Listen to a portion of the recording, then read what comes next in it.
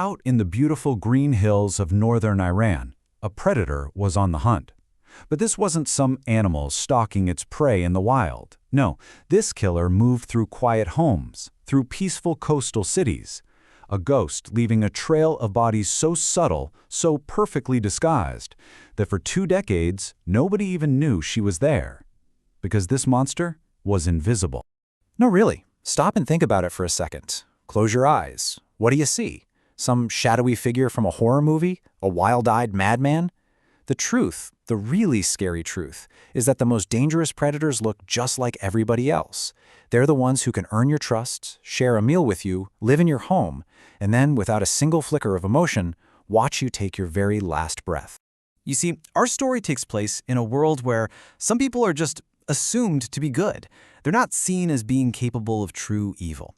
And this killer, she understood that. She took that cultural blindness, that assumption, and she wore it like an invisibility cloak. It allowed her to commit the most monstrous acts right out in the open for 20 long years. Let me paint you a picture of this perfect camouflage. On the one hand, you have the image she projected, the pious wife, the caring mother, the kind of person who seemed like a pillar of her community. But underneath that carefully constructed mask, a stone-cold predator. She didn't just pretend to be pious, she weaponized it. She took the sacred idea of marriage and turned it into her personal hunting ground. Now, look, a female serial killer isn't totally unheard of in Iran. The name Mahin Kadiri is still notorious there for her crimes. But the story we're diving into today, it's on a whole other level. The woman at the center of this was so much more patient, so much more prolific, and her reign of terror, it went on for devastatingly longer. Her name is Kulthum Akbari, and for 20 years, she spun a deadly web across northern Iran. The trap she set, it was marriage. Her venom of choice, poison, and her victims were the unsuspecting husbands who never, ever saw her coming. Just look at this timeline. It's staggering. Her spree kicks off all the way back in 2001, and she was smart, you have to give her that. She never stayed in one place too long, moving between 5 different cities so no one could connect the dots.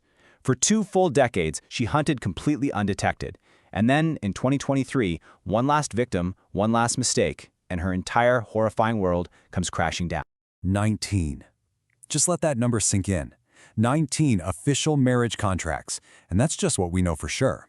Some sources suggest there were at least 18 other, less formal relationships, and nearly every single one of them was a death sentence.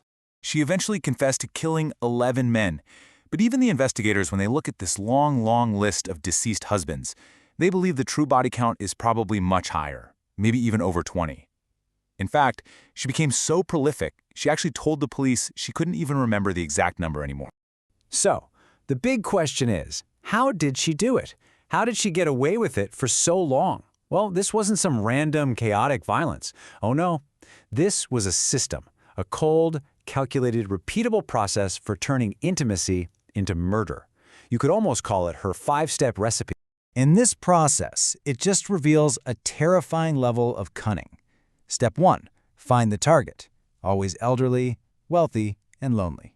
Step 2, the courtship. She'd put on her best pious widow act and secure a dowry, which was her real motive. But step 3, this is where it gets truly diabolical.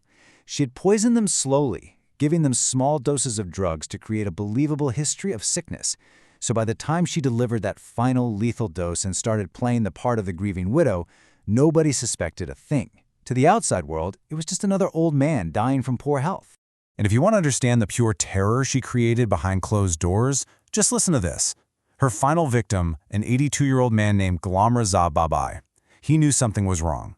Days before he died, he called his kids and he told them those exact words, "I'm scared of her." It was a desperate warning from a man who knew he was in mortal danger. For 20 years, her method was flawless. But you know what they say, every predator makes a mistake. For Kulthum Akbari, the beginning of the end came with her very last victim.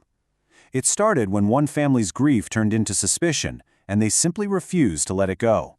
Gholamreza Babaei, the man who was scared. His death was supposed to be just one more in a long line of forgotten victims. But he would be the one that finally dragged the monster out of the shadows and into the light. His family, haunted by his final, terrified phone call, did something almost unheard of there. They flat out rejected the official story of a natural death.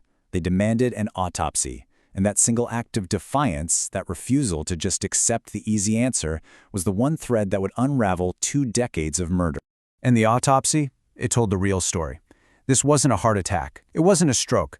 The toxicology report showed a massive lethal overdose of a drug called clonidine, a common blood pressure medication. This wasn't a natural death. It was murder. And with that one single piece of forensic evidence, the police suddenly realized they didn't have a simple death on their hands. They had a serial killer. So when the police finally caught up with Kulthum Akbari, they weren't met with denial, or tears, or remorse. No, they were met with a chilling calm, a detachment that just stunned even the most hardened investigators. This was her explanation.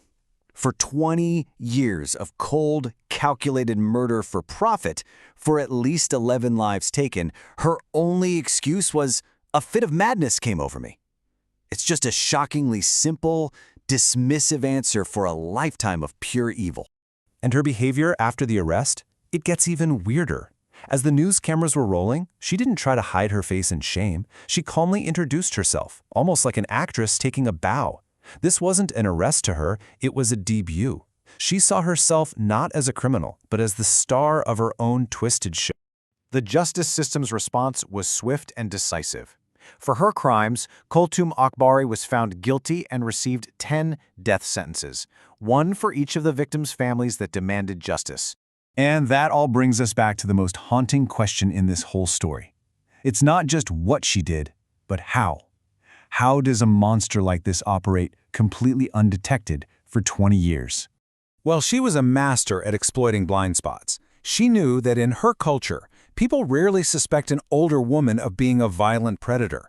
She took the stereotype of the caring wife and turned it into a weapon. She understood the medical system, knew autopsies on the elderly were rare. She knew that by moving from city to city, she could erase her tracks. And, in maybe the most cruel twist, she even used her daughter, who had disabilities, as a prop to make people feel sorry for her. She was a phantom, perfectly camouflaged by the very society she was preying on. Which leaves us with one last, really unsettling thought. Kulthum Akbari was only caught because one family fought for the truth. Her story proves that the most terrifying monsters are often the ones we refuse to see. It really makes you wonder, doesn't it, how many others are still out there hiding in plain sight?